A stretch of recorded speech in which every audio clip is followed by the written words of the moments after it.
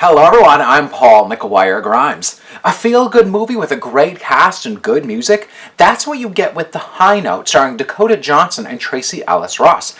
It's now available on demand, and I want to talk about it. This is Paul's trip to the movies.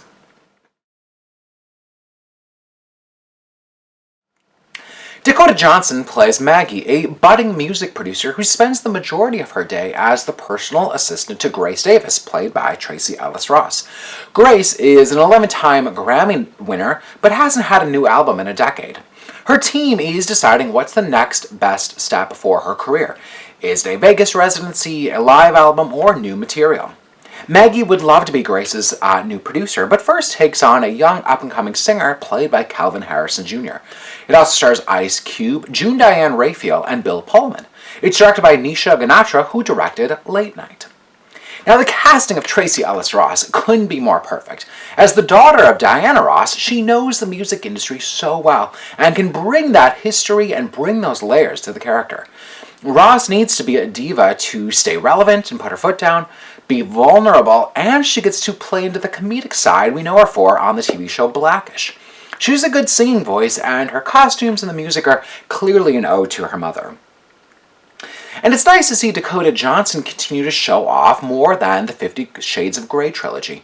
Her character has big opinions and isn't afraid for them to be heard, regardless of who's on the other end of them. She has a very natural, easygoing presence that may have been missed in 50 Shades.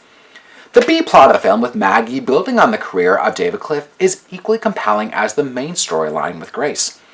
Kelvin Harrison Jr. is full of charm and talent as David.